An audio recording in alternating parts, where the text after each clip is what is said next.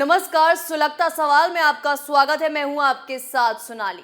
आज सवाल टुकड़े टुकड़े होने की कगार पर आई कांग्रेस पर उठाएंगे, जिससे सोनिया गांधी के साथ साथ राहुल गांधी जल उठेंगे, क्योंकि हिमाचल चुनाव से पहले कांग्रेस को एक और बड़ा झटका लगने वाला है। अब बड़ी खबर यह आ रही है कि कांग्रेस के वरिष्ठ नेता आनंद शर्मा ने बीजेपी अध्यक्ष जेपी नड्डा से मुलाकात की है और दोनों की यह मुलाकात काफी गुपचुप तरीके से हुई है, जिसके बाद कयास लगाए जा रहे हैं कि जल्द आनंद शर्मा बीजेपी का दामन थाम सकते हैं। आखिर ऐसा क्या हुआ कि कांग्रेस से अचानक आनंद शर्मा का मन भर गया और उन्होंने पाला बदलने के संकेत दे डाले।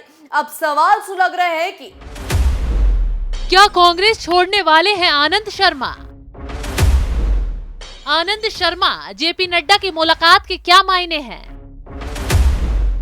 क्या बीजेपी में शामिल होंगे कांग्रेस नेता आनंद शर्मा? क्या हिमाचल चुनाव से पहले कांग्रेस को लगेगा झटका?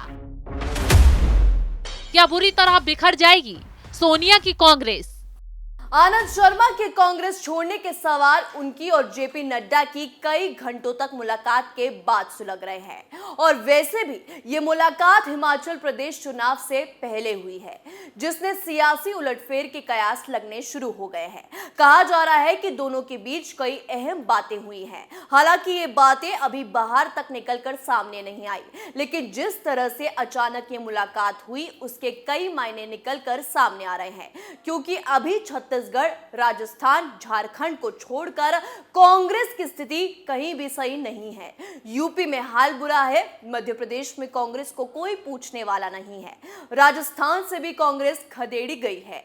तो ऐसे में पार्टी नेताओं को लग रहा है कि कांग्रेस का भविष्य नहीं रह गया है। तो वहीं दूसरी तरफ बीजेपी हर राज्य में मजबूती से उभर रही है। हाल ही के चुनाव में आपने देखा होगा कि 4 राज्यों में बीजेपी की बम्पर जीत हुई थी, तो इसलिए बीजेपी की मजबूती को देखकर कांग्रेस के वरिष्ठ से वरिष्ठ नेता बीजेपी का रुख कर रहे हैं। रही बात आनंद शर्मा की, तो हिमाचल में चुनाव है, यहाँ का ज्यादातर वोट बैंक भी बीजेपी के पाले है, तो आने वाले वक्त में कांग्रेस को हिमाचल से भी हार का सामना करना पड़ सकता है। इसलिए आनंद शर्मा ने पहले ही रास्ता बनाने की सुगबुगाहट तेज कर दी है। वैसे भी आनंद शर्मा G23 के उन अहम सदस्यों में शामिल है जिन्होंने पार्टी नेतृत्व से कई बार और सार्वजनिक तौर पर अपनी नाराजगी जाहिर की है। समय समय पर वो सोनिया गांधी हो या फिर राहुल गांधी, सबकी नीतियों के खिलाफ आवाज उठाते रहे हैं और अपनी इन्हीं मांगों की वजह से वो कई बार आला कमान के रडार पर भी आ चुके हैं। कांग्रेस की अंदरूनी कलह निपट नहीं पा रही, इसलिए उसके वरिष्ठ नेता ही उससे निपट कर बीजेपी का रुख कर रहे हैं। और यही वजह है कि आनंद शर्मा ने बीजेपी अध्यक्ष जेपी नड्डा से मुलाकात की है। सूत्रों की माने तो बैठक में हिमाचल प्रदेश के राजनीतिक हालात और समीकरणों पर चर्चा हुई है। साथ ही इस बैठक में आनंद शर्मा के बीजेपी में शामिल होने का रोड मैप भी तैयार किया गया है। हालांकि सियासी हलचल बढ़ने के बाद आनंद शर्मा का बयान भी आ गया। आनंद शर्मा ने मुलाकात पर कहा कि मुझे भाजपा अध्यक्ष जेपी नड्डा से मिलने का पूरा अधिकार है। मेरे लिए वो भाजपा अध्यक्ष नहीं है, हम दोनों एक ही राज्य से आते हैं और हमने एक साथ पढ़ाई की है। इस मुलाकात का कोई राजनीतिक मतलब नहीं निकलना चाहिए। तो अभी आनंद शर्मा औपचारिक तौर पर खुलकर ये बात नहीं कह रहे हैं कि वो बीजेपी में शामिल हो रहे हैं, क्योंकि इसके पीछे के भी कई वजह हो सकती है। लेकिन इस मुलाकात से ये संकेत जरूर मिल गए हैं कि जल्द कांग्रेस के साथ कुछ बड़ा खेल होने वाला है। वैसे भी पार्टी में आनंद शर्मा की नाराजगी की वजह है, तो एक कांग्रेस की तरफ से उनको दोबारा राज्यसभा न भेजना है।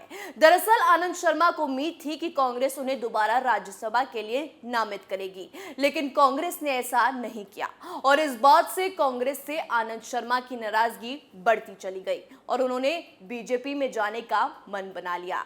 वैसे तो कांग्रेस के ज्यादातर बड़े नेताओं ने पार्टी छोड़कर बीजेपी पर ही विश्वास जताया है। ये कोई पहला वाक्य नहीं है जब आला कमान के फैसलों से नाराज होकर पार्टी के दूसरे नेताओं ने बीजेपी का रुख किया हो और चुनाव से पहले ही कांग्रेस का खेल बिगाड़ा हो। गुजरात चुनाव से पहले हार्दिक पटेल ने कांग्रेस को छोड़कर बीजेपी का रुख किया है।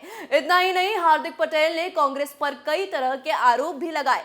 वहीं यूपी चुनाव से पहले जितिन प्रसाद, आरपीएन सिंह ने कांग्रेस का साथ छोड़ा था और बीजेपी का ही रुख किया था। इन लोगों ने भी पार्टी पर परिवारवाद को बढ़ावा देने समेत आला कमान की तानाशाही के आरोप लगाए थे, जिसका नतीजा ये रहा कि यूपी में कांग्रेस को बुरी हार हाथ लगी। वही बात करें पंजाब की, तो हाल में हुए विधानसभा चुनाव से पहले सुनील जाखड़ ने कांग्रेस छोड़कर बीजेपी का दामन थामा था और यहां भी नतीजा कांग्रेस के लिए गंभीर रहा। यहां तो कांग्रेस की स्थिति ये हो गई कि सत्ता तो छीन ही गई, पार्टी की फजीयत भी जमकर हुई। वहीं मध्य प्रदेश में ही कांग्रेस का हाल देख लीजिए। ज्योतिरादित्य सिंधिया कभी राहुल गांधी के काफी करीबी हुआ करते थे, लेकिन जब कांग्रेस ने उन्हें ही दरकिनार किया तो सिंधिया ने कांग्रेस के साथ ही खेल कर दिया। उन्होंने भी बीजेपी का दामन थामा। इसके साथ ही बीजेपी सरकार में उन्हें बड़ी जिम्मेदारी मिली। कांग्रेस बस तमाशा देखती रह गई। अब कांग्रेस चौतरफ बिखर चुकी है, जिसका संभालना मुश्किल ही नहीं नामुमकिन है। कांग्रेस के लिए बड़ी चुनौतीपूर्ण स्थिति है। नेताओं का पलायन रोके नहीं रुक रहा। तब तक तो गनीमत थी, मगर यहाँ तो बड़े बड़े नाम पार्टी छोड़कर जा रहे हैं। ताजा नाम आनंद शर्मा का जुड़ने वाला है, जिसने सोनिया राहुल गांधी के होश उड़ा दिए हैं। बस उनका औपचारिक ऐलान होना बाकी है। नेताओं के पाला बदलने की होड़ ने राहुल गांधी का सिर दर्द बढ़ा दिया है। पार्टी के अंदर सभी उनसे उम्मीद लगाए बैठे हैं, मगर पिछले कुछ सालों में राहुल की टीम के कई प्रमुख चेहरे छिटक कर जा चुके हैं। अब आनंद शर्मा का जाना कांग्रेस के लिए घातक साबित हो सकता है, क्योंकि आनंद शर्मा हिमाचल से ही आते हैं और जल्द ही हिमाचल में चुनाव होने वाले हैं। अगर चुनाव से पहले आनंद शर्मा कांग्रेस छोड़कर बीजेपी का रुख करते हैं तो सोनिया राहुल गांधी को कांग्रेस की ही हार देखनी पड़ेगी और तो और ये पार्टी के लिए भी बहुत बड़ा नुकसान होगा। सुलगता सवाल में आज के लिए इतना ही। कल फिर नए सवालों के साथ पेश होंगे। तब तक के लिए देखते रहिए कैपिटल टीवी। नमस्कार।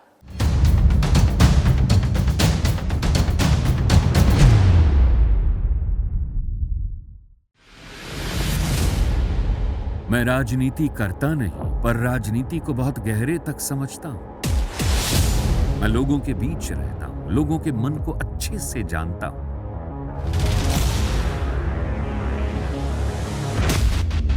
पब्लिक और पॉलिटिक्स की हर नब्ज को खूब पहचानता हूं।